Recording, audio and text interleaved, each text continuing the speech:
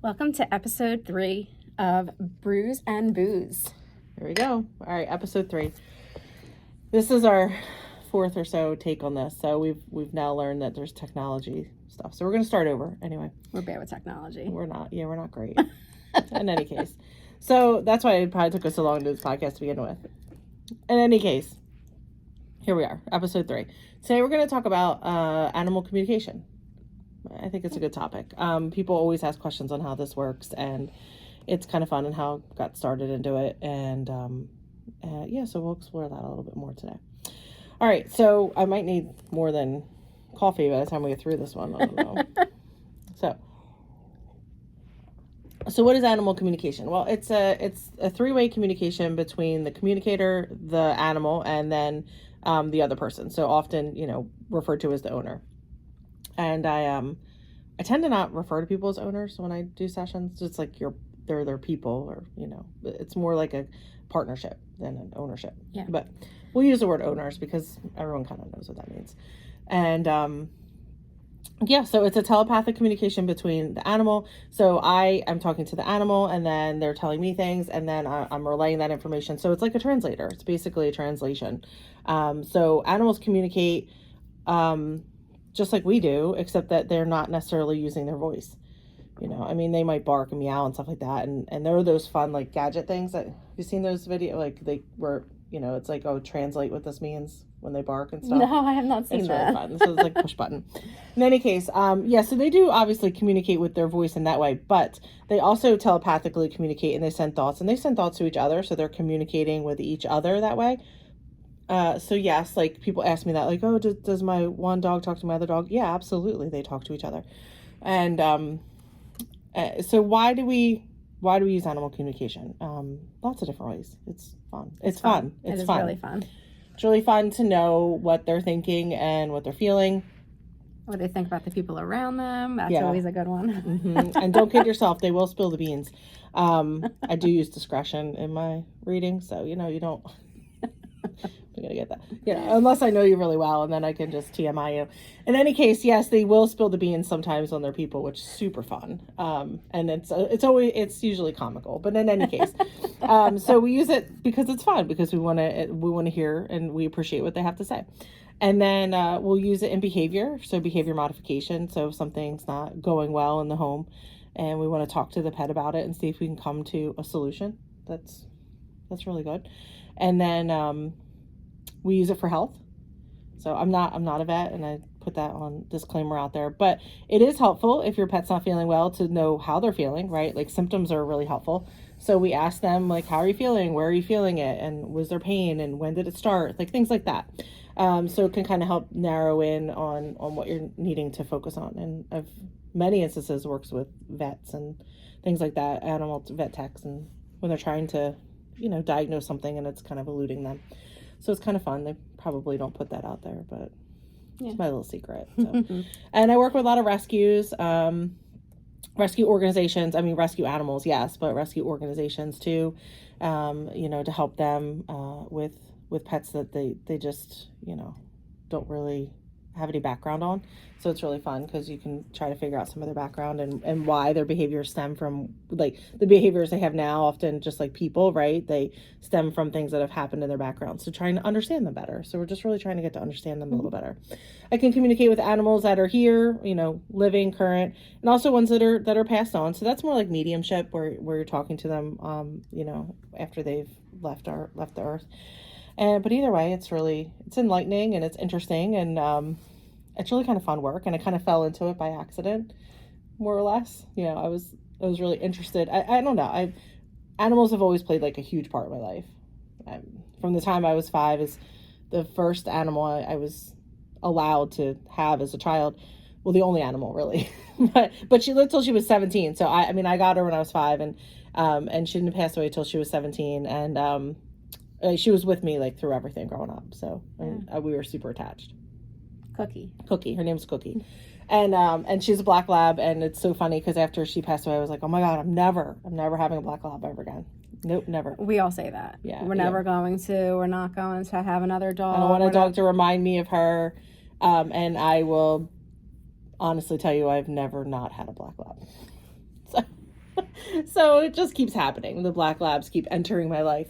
And so anyways, I was really interested in animal communication for, gosh, I don't even know. I don't even know when it started. Like I said, I was really connected to my pet as a kid. And I'm going to say, like, I was always kind of communicating, but I didn't really know it. Like, I didn't know. And, I have to say, like, you are too. If you are a pet owner, lover, whatever, you're communicating with your animal and you are discounting it and you don't think you're doing it because like, you intuitively know when something's wrong or, like, they're not feeling right or something's a little off. And it's not because they cozied up to you and like, hey, my ears hurt today. Like, no, but you're kind of like, wait, you're not acting quite right. And I'm getting a vibe, right? You get a vibe. You get a vibe. And it's intuition. And we just kind of brush off the intuition that we have from it. And, like that's... Yeah, don't listen to the intuition. Exactly. And I think it's kind of funny because, like, your dog never speaks one word to you, yet people always say they're their best friend. Well, your best friends never talk to you? Of course they're talking to you. You're just not recognizing it as them talking to you. So how do you have a best friend that you never talk to? We don't talk sometimes, and we already know. Well, because we have intuition, right? Because you already know what's going on and what the other person's thinking. So if you're bonded with your animal, you definitely are already communicating with them. No doubt about it. No doubt. So yeah, I mean, I think I've always been doing it, but it really took off for me, in my 20s, 30s. I don't know how old I am. In any case, a long time ago. I always been very bonded with my pets, but I had another black lab, my second black lab. It was the first dog I had as an adult, like the one that I went to the shelter and I'm like, it's this one, taking this one home. Anyway, his name was Phantom. He picked his own name. From the get-go, which is funny. Like, I never really think of that as him communicating, but he absolutely did. We let him pick his name. We kept putting out names that we liked, and we waited for his reaction, and he absolutely made eye contact, reacted to that name. So then we let him pick it. That was his name. In any case, I was very attached to him, and he had osteosarcoma and in his paw, and we had his leg amputated. It was really hard surgery, but he lived almost another year, and when he passed away, I took it really hard. And before he had passed away, a friend of mine said, well, I talked to an animal communicator, and I was like, what is that? And she gifted me a session, and I went and I had the session, and I was just fascinated, and I thought, wow, this is really cool. And it was really interesting because during the session, like, she confirmed a lot of things that I felt like I already knew. And maybe that, happens to you too when you have a session. But I was just like, wow, I feel like I knew some of this stuff. Like, I already feel like that was really fun for me. And then it also gives people peace of mind when what they think, what they feel is confirmed. And I mean, another great reason to have a session as well or something, just to you're on the right track. Yeah, that, even though, like, you're hearing it right. Yeah, it's happening. Or even just kind of like narrow things down, or whatever. So, and then the communicator offered a class in animal communication, and I was like, I'll do that. So I signed up for it, and I went to the class, and there's a lot of people in the class, and she said to me, like, oh, you're really doing a great job with this. And I was like, whatever, you tell everybody that, right? I mean, everybody, you just want people to do good, well, in the class. But no, she was like, no, you have something here. You might want to try to practice it more. And I thought, okay, sure. So then, kind of sat with me for a while, and then I would start practicing at home. And I had 2 dogs at the time, Phantom and my other dog, Sandy. And I would practice, and I would go into another room, and I would call Sandy in my head, and I'd ask her to come into that room, and she would come, like, almost every time. And I was like, this is really fun. Like, this is really cool. Oh my gosh, it's working. I think I'm connecting with them. And then I would try the same trick with Phantom. Nope, didn't work at all. Wouldn't show up in the room. And I was all proud of my little trick. And I said to my ex, I was like, watch this. I can do this, right? I can do this telepathic thing. And I would go out. I'm like, I'm gonna call Sandy in my head, and then she would come. And then he was like, all right, cool.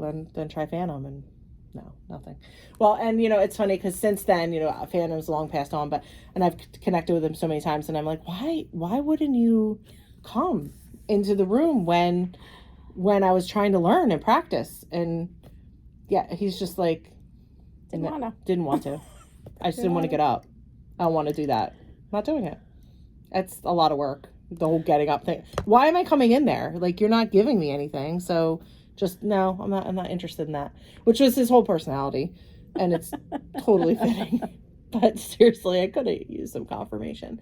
In any case, that was the beginning. It was the beginning. It was really the beginning for me of really getting into animal communication. And, you know, after practicing for a while, and I was like really feeling like, I'm not sure if I'm getting this, if I'm not. And then I ended up mentoring with an animal communicator for quite a while to build that muscle. Like, it's practice. You got to keep practicing at it, you know. So, but and how do we get practice through something like this? Is through validation. You know, so we would set up sessions, mentoring sessions, and I would learn different strategies, different techniques, and it was, I mean, it took me a couple years to feel like I could. Like, I was really ready. No, you were, yeah. You know, and really. I really think, like, I mean, thinking back on those days, I think that you were really ready well before that. And I think, again, it's needing to know that you feel you're being accurate and not just I mean, you want to deliver something quality. Whatever, you know, you're not just like, hey, I wanted to know that it was working for real. Mm-hmm. Yeah. Fair. And then once I started taking animal clients through in communication sessions, after that, I started, well, the people showed up. So basically, that's how I ended up doing mediumship, because I was connecting to an animal that was on the other side. And then their person was also on the other side. And lo and behold, here they both come into the session. And when I was done, I was like, oh my gosh, I guess I can talk to people too. And I didn't know. I knew you could. So it was kind of wild how it all happened, but it's really fun. It's a really fun practice. And also they'll tell you all kinds of, stories, tidbits. Their personalities come through. So people want to know, like, you know, what's it sound like? What's it like? For me, I don't often get like different, I don't hear them like in a voice all the time. I'll get like tone and inflection, but it's not like I hear someone else talking to me. It's often in my own voice, but I get the vibe of their energy. So, you know, you might get an animal that talks really quickly, and they're just like, what are we doing? What are we doing right now? Why is this how da da da da? And they're just really fast. Or you get ones, I'll you know, sometimes a southern accent will come through. Like, I'll get like a southern drawl. That's really fun. Do you remember, I mean, this is years before you really started trying to do this with Phantom and Sandy, that we talked, because I also had a black lab, which he's been gone for many years now too. But we talked about the three of them. This is before I got my second dog. And what kind of voice they would have if they were to be able to speak out loud, like what would they sound like? And, you know, like, of course you're probably thinking of like actors, actresses, things like that. So a voice that you would know. And I don't know if like you remember doing that, but we did. And we had, funny. I think that Phantom was more of like a deeper voice, like a Morgan Freeman kind of like a deeper. Yeah, I could see that. Yeah, you know. And I don't remember who Sandy would have been, but anyhow, but yeah. So it's kind of funny that you would. Not actually get them in voices, because that's when you think about hearing animals talk, you think about like literally hearing the words, it's like we speak, you know, or whatever. But yeah, it's different it's different for people who are getting the information. But yeah. So for me, I hear it. I hear I ask them questions and they respond, and then they tell me all kinds of things, and then I tell you, and then we kind of build upon it. So they do communicate a little bit differently than us. Everything's on a vibration. So I want to kind of start there with like, no matter what, your energy itself is just on a vibration. So their thoughts are on a vibration, our thoughts are on a vibration. And they're on a higher vibration than our thoughts are, human. So it's like raising your vibration up to meet them, and then you hear them, and then I communicate that in English back to, well, in any language, but I speak English, obviously, back to the client. And we just keep going. So it's really kind of fun. But so when I say they communicate differently than us, animals are super literal. I mean, like, super literal. Mm-hmm. It's almost in comparison to, I say all the time, like, they don't understand cliches, they don't understand figures of speech. It's almost like communicating with someone that's autistic, because they take the literal part of it out. And you have to be careful with your language, because they literally interpret your words for what they are. So we have to be careful with our language with our animals. And And I think with behavior, that's where people like they tend to struggle a whole bunch, because we frame things in a no, in like a no, like no jumping, yeah, or yeah, like no begging, no barking. Like as soon as you say something in that way, Cheryl will tell you that they're not hearing the negative part of it. Nope. They're hearing. They jump right to the verb. Yeah, or it's like they hurdle that. Whatever it is no. that you don't want them to do at that point is what's going to happen. Yeah, because they're in their communication style, like they're hurdling over that no, and they're going right to the verb. So if you're saying no barking, they're like, oh, I hear barking. Like bark. Okay, I am barking. So let's just bark. And no jumping means like I'm going to jump more. You have to, yeah. You have to literally tell them what you want to do. So if it's like I don't want you to jump, it's stay down.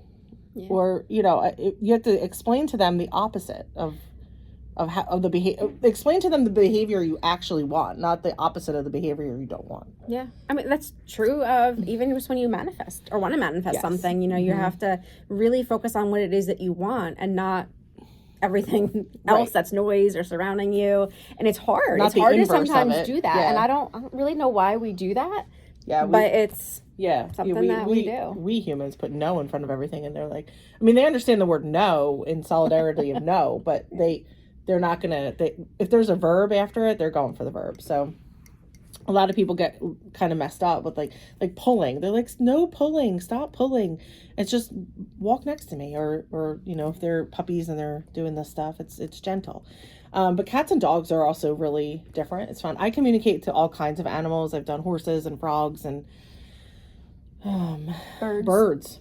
A lot of birds lately. Birds, man. Birds are. Oh, do you remember the tiger? Yes. Oh my goodness. This is such a fun story. Oh, it's so fabulous. We were at the zoo, which is a whole thing. By the way, the zoo is a little hard for me. The zoo's hard for me, and I'm not even hearing the animals like that, and I'm just kind of like, I'm not opening the cages and stuff like that, but. Her son wants to. Not like my son, yes. Doesn't, but wants to. But anyway, we're at the zoo one day. There is 2 tigers. 2 tigers. I don't think I realized initially that Cheryl is speaking to the tiger. Lions. Were they lions? Tigers and bears? No. I think they were lions. Bears. Okay, they're lions. I think they were lions because I can see the big mane. We were talking to the female and she didn't have that. Okay. And they were lions. My bad. Lions. Anyway, I didn't know that Cheryl was speaking with her. And she wanted her to come to, there's like a glass, or not glass, but whatever viewing area so that we could see her super close. And and so she was talking to her, and we kind of, we walked over there, and she walked over, and she rubbed up against the glass, and, other people are coming like, oh my gosh, like this is amazing, look at her.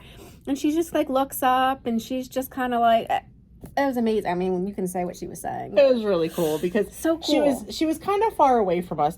Her and the male, they were laying a little bit in their enclosure, but they were away from the viewing area. And we were walking over, and she kind of moved her head, and she had made eye contact with me, which is how I usually communicate. I communicate through the eyes because it's like the window to the soul. So if you do a session with me, I'll ask you to send me a picture so I can see your pet. So she looked over at me, and I connected with her very quickly. And I said, and I asked her how she was, and she said she was fine. And I asked her if she liked where she lived, and she said she did, which made me feel much better. Right. Yeah, exactly. So, I said, will you come visit us? We're going to go over to the plexiglass, area. It's not glass. Yeah. I mean, but you're standing there and you can see right into their enclosure, right? So you can picture that. I said, will you come visit us? You're very beautiful. So as we were walking over, she got up and started walking. So when we came over to the glass, she was moseying on over to the glass. And, and like Lynn said, she came over to the glass, she looked at us, she rubbed all her head and her body on the glass. That is, to me, is always a sign of affection when they do that. And obviously we're not touching her, or anything like that. But I feel like that's the recognition of, I appreciate you. And then she laid down like right against the glass and was kind of looking back. And it was funny to me because I was chuckling, and because I knew why she was coming over, but the guy next to us was kind of like, oh my God, here she comes. Like, he was almost a little hyper about it. Like, is she gonna keep coming? I mean, there's glass, like, she's not coming through the glass, but I don't know. I just felt like he was a little bit like, oh. I also think from the reactions of a lot of the people, and there were some staff around too who were kind of also looking, I really felt like that this is not something that happens on a regular basis, that the lions aren't coming to the glass all the time, because they're probably a little bit like, that's a lot of people, yeah, it's like, a lot I'm of staying people. back. Mm-hmm. So it didn't feel like this was an everyday occurrence, that we just happenstance, like, you know, walked over there while she was like making her daily, like, it seemed very intentional, because I made the connection. I asked her to come visit us, and then she did, and then after a few minutes, and I thanked her. You know, thanking animals is super important. So I thanked her for sharing her time with us, and then she moseyed on away. But it was very deliberate in my mind as to my communication and her reactions to what we were doing. And I was of course chuckling, because people around me had no idea what was happening, and they and it was just funny to hear them in the reaction of like, oh my gosh, look at what she's doing, oh my gosh. And it was super fun. And of course my kid thought it was amazing, because he got firsthand look at the lion. And Lynn's got it up on her phone. I know, I'm trying to. I wonder this is a super short video. I turned the volume down a little bit, but let me start at the beginning, because it's not. Hopefully you can see her. You might be able to. Or maybe she's a tiger. Is she a tiger? I don't know. Nice that I don't even know. That looks like a tiger. I think she's this one. This is super short. So like this might not even be the one that this. She was not. That wasn't the one. But she was, coming around. It was super didn't even fun. get a video of that one. In any case, it was awesome. So, but they will tell us. No. Oh, it's a different. That's a different one, because here's the lion. Oh, there's the lion. Oh, so we did look at a tiger, but the lion's the one that came over to us. Yeah, it was right before it. Scroll past it. I did. I don't know. I must. No, it was right. It was right before it. I don't think it's a video though. Really? I don't think these are videos. These are just. Oh, that's her though. Yeah, this is her. Well, if you want to see what she looked like. Yeah, that was her. In any case, so it was really fun. It's really fun to do stuff like that, and it's kind of fun for me, like I said, because I find the other people around me to be humorous. Well, you know what? Here she is, super. You can kind of see she's reflecting off a glass there. Yeah, that's how close she came. And she rubbed up against it. And why I do not have a video, I do not know. But... Oh, there she is. She's laying against the glass. Mm-hmm. You could see her just pushed up against it, as if she wanted us to. Yeah, if we could have interacted. Well, not that crazy. Well, I do crazy stuff, but not like that. Yeah, I'm not reaching in. I mean. But I talk to like the deer in my yard and stuff. Like I always tell them, and I pull in. We have 6 or 7 deer that'll eat off to the side of my garage, and when I pull in, I feel like they used to just immediately bolt away, and now they could be used to me, but I talk to them, and I'm like, it's okay, you can stay. I'm gonna go in the house. You stay and eat. And they stand there and they don't take their eyes off me, and they twitch their tails, but they don't run anymore, and they just kind of stay, and we make our way into the house and leave them be. So that's really fun. But our animals I was going to tell you guys about cats, difference between cats and dogs. Like you don't know what the difference is, but they, they are really different. So, true to nature, I'm going to say, like, dogs are very people pleasing. They care about like what you feel, and they want to be there for you. And it's about your energy and making you feel good. And most of the time, cats are, they don't give a F. I gotta tell you, like they just, they're pretty much really about them. And cats are really funny, because people will call me about behavior of cats, and cats will negotiate with you, but they won't take an ultimatum at all. Like if you say like there's a consequence to this, they're like, whatever. Yeah, let's push that. Let's slide that. Let's see how far we can go before you actually invoke your consequence. Mm-hmm. And they're headstrong and they're determined. So with cats, we don't do ultimatums. Nope. There's always free will. So that's the other thing. Like people always want to say like, well, I want them to do this. Well, they don't want to do that. They're not going to do it.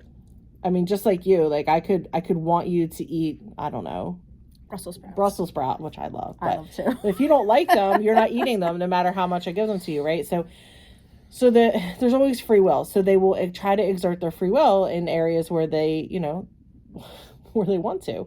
So what we can do is explain why, like, this is the behavior that's a problem, and we would love for you to change it because, and then ask them questions on like, well, what works for you and what doesn't work for you, and then kind of go from there. So, but with cats, yeah, they don't do ultimatums, so it has to be a negotiation. They often want something in exchange for something else. Like, well, if you do this, I'll do that. And then we learn like what pushes their buttons, and then if you are willing to work with them, they're willing to work with you. So our animals don't just randomly do things. Like, there's always a reason. Like, people are like, oh, I don't know why. No, there's always a reason behind their behavior. Always. So it's just being clever enough to figure out what it is. And that's, you know, back to the language thing and being literal. So when you talk to your animals, figures of speech, they don't get that at all. For instance, it was very funny for my own dogs the other day. I should have known better, because again, with the literal thing. So I have 4 dogs, and my 2 youngest ones are wrestling and playing, and the littlest one, she's like 45 pounds. Anyway, she always takes on my 85-pound lab. She's so funny. She rules the household. In any case, so she's getting all wound up and like with him and bossing him around, like totally bossing him around. And in my head, I was like, oh, Violet, who died and made you boss? Right. Well, she whips her head around and she says, Drake died and made me boss. Yep. Absolutely true. Oh, Drake. Because Drake was totally in charge. He was head honcho. He was top guy. And he passed away, I don't know, 7 or 8 months after we got Violet. But he really took Violet under his wing and trained her. I think it was like 5 months. Yeah, because he was my security guy, right? Drake, he was my security. Yeah. He was his job. We used to call him head of security. So he invoked that title onto Violet, and so now she's definitely head of security. But it's really funny because, you know, when I asked her, in my head, I'm like, oh, Violet, like, who died and made you boss? Like, just the figure of speech, just the expression. And she's like, whoop, looked around, she goes, Drake. I'm like, right, of course it was Drake. Yes. Mm-hmm. Yeah, where she hears it as an actual question. Yeah. Where you're not actually asking Not that really at all. asking. And we weren't really asking anything. It was more of a questiony statement kind of thing. But. Yeah, and their personalities, your animals' personalities, absolutely come through in a reading. Yesterday I was talking to a dog. I mean, so sassy. Like, the sass was just unbelievable. Like, one of the questions that the person has was, why is your behavior different on the weekends? Well, immediately the dog says, why is your behavior different on the weekends? Oh my gosh. And that made me laugh. Like, I was just like, so you do something different on the weekends, which is why he does something different on the weekends. And she was like, well, yeah, that's absolutely true. So, I mean, it's just, it's really funny. So, you know, sometimes they have questions for us, and we need to clarify what we mean or why we're doing things. And they want to know, like, they want to be super involved. Like, they want answers. They want to know stuff. Like, where are you going? Why are you doing that? And I tell my girl, I have 2 girls, at home, and I will tell them when I leave, like, you know, I'm going to work and I'll be a little while, or I'll be all day. And like, they don't necessarily know what all day means, but they do, like, you know, I'll be home after dinner, like that they know. Or whatever, you know, I'm gonna go to Aunt Cheryl's for a little while and I'll be back. And so, you know, like, just so they have that security of knowing, like, oh, I'm not gonna be here for too long by myself, like, or whatever. And it's really great. Like, we a few times a year run the animal communication class, and we ran it not that long ago. And then I have a follow-up practice group that meets once a month. So anyone who's taken animal communication, they come into the practice group, because this is all about practice. So the practice group is like mentoring, and we do all kinds of different scenarios and things like that in the group. In any case, I had introduced, so I also have a cat, and my cat it's actually, well, I say she's my cat. She's not, I mean, she is my cat now, but anyway, she was our friend Stacy's cat. And Stacy is always on our social media. She manages our social media, so thank you, Stacy. But Chloe, the cat, was not assimilating very well to Stacy's household. Chloe was there first, and then the children came, and Chloe wanted to be more important than the children, and rather than equal partner to them. In any case, it wasn't working out so great, and Chloe would tell us all the time that she wanted to be by herself. So we made a deal with Chloe, and we allowed her to take over our outdoor shed. So Chloe got a she shed before I did. Really jealous, man. With heat and everything. I mean, she's got it made, and she's totally by herself, and she's happy. She seems totally fine. In any case, she didn't want anything to do with me for like a year and a half. I mean, a long time. A long time. I would go in. She would hide. She wouldn't even come out. I would every single day, twice a day, most of the time, go in, do her litter box, feed her, talk to her, give her water. Never saw this cat. And I'm like, the only reason I know she's here is because there's stuff in the litter box and she's eating. So, okay. But she was just like, oh, hell-bent on not talking to me. Mm-hmm. And I'm telling you, like, when I would walk in here, I would just hear her in my head be like, this again. And I'm like, yep, me again. She's a piece of work. Oh, and in any case, so we had animal communication class, and I put Chloe up as like, can you guys talk to Chloe? Talk to Chloe for me. Well, we hung up it was like a 5 o'clock call, right? So we hung up the call at 6 o'clock, and I went out immediately to do my night routine with Chloe.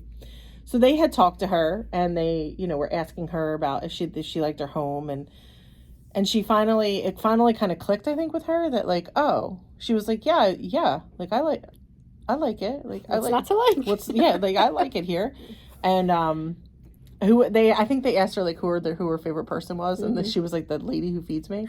Yeah, it was the lady who feeds her, and she told them that she wanted like a different kind of bed, and I was like, oh, okay, I can get that for her, that's fine. But it was really fun because at first they were kind of like, I don't know, she doesn't seem to want to talk to me. And then I explained a little bit about the situation. They were like, oh. So anyway, so the call ends and I go out to take care of her for the evening. And she came out of her hiding spot for like the first time in like. Not only did she come out, she is like purring. And like rubbing against me. Video of like her in between her feet. And... Yeah, I was just like, I cannot believe. I mean, it was instant. It was within minutes, seconds, really, of the call ending, me going out there. And now every time I go out, she comes out, like she has her little hidey spot. But I come out and I'm like, hi, I go in and I say, hi, Chloe. And boop, she sticks her head out. And she looks around. And then she comes out and she whines between my feet. And I'm not allowed to move until she is done. Because otherwise she's like, at my feet. I have to do it. It's all on her terms, which is fine. But now I see her almost every day. Like, I mean, a year and a half of taking care of this cat. She did not care about my feelings at all, but she's coming around. She is coming around. It's really fun. But that just shows you like how immediate and magical and like awesome it is to communicate with them, because just like that, she turned around and now we're friends. I would say we're friends, right? So what else about animal communication should the people want to know? Well, maybe people tell us what they want to know. Yeah, honestly, for sure. And we can always do a communication follow up and tell some like really funny stories so many funny stories. So like down the road we'll do a follow up. So I think people should tell us what they want to know and hear about. And it's really interesting too. Real quick to talk about like when pets pass on, things that they want you to know. Like people always want to know. If they're okay. Yes. The answer is yes. They're always okay. They have gone back. We call it, actually it's home. Like they've returned home. Earth isn't really home. Like where they are now is home. So they've returned home. They're always fine. No matter what has happened, if it was peaceful or not peaceful, they are always fine when they reach the other side. Yes, most often if you have a loved one on the other side, they have collected your pet at the Rainbow Bridge. So that does exist. It does actually, it doesn't always look like a bridge to me when I see them cross. Like I do help folks actually literally in the moment when they're crossing their animal. Like I will do stuff on my end. I'm not with you necessarily there at the vet or wherever you are, but I'm at my location and I'm sending Reiki and I'm communicating to the animal that everything is fine, where they're going, who we hope that they're connecting with when they get there. So those things they do have. It's like a doula. It's like a death doula almost. Never really thought about that, but it is. I kind of picture like a pier and like, the water, but like fogginess, and that like they're just kind of going into like the almost like a cloud that has like come down, like a cloudy, like like walking into like a really like and for me what I end up seeing a lot is like I don't know. And I guess it's kind of like maybe like an image that you might see in a movie, sort of, but it looks foggy, yes. And then when you cross through like a veil, it becomes clear to them, and I feel like that's the transition point. Yeah. So yes, they are most often collected by someone else on the other side, but they are very in tune with your life. Most of them serve as a guide for you on the other side. Some of them reincarnate. We can talk about that at some point. Some of them want to come back as like a future pet. But the sessions change a lot when we're talking to someone deceased versus here, because they are imparted with a lot of wisdom. So now they have a lot of insight into your life, into your decisions, into what you're doing, and it becomes very different. Like the session's very different. When they're here, it's literal. It's back to the literal of like, I like my food, I don't like my food. I feel good, I don't feel good. I like when you're with me. I like when we go for car rides. I like, my particular bed. I like to sleep with you. Like so it's things that are happening in the everyday. Mm-hmm. But when they cross over, it's much more spiritual, right? Like, yeah. More sage-like. I Yeah. want to say like Yeah, we like have wisdom. like wisdom coming from you can't see coming from up here. Yeah, exactly. So, if you guys, like Lynn said, you have questions about animal communication, just put them in the comments. We'd love to hear. We can totally do lots more sessions on the funniness of. I mean, I could talk forever about the different animals and what they say, and it's so funny. In any case, but we, hope you follow up with us. Let us know what you think, and tell us what you want to know about it. And if you're interested in learning more about your pet, you can always set up a reading. You can do it online or message us or whatever. Very good. All right. Thanks for joining us. All right. And let us know what you want to hear about next time, and we'll be on it. Have a good day. Bye, everyone. Bye.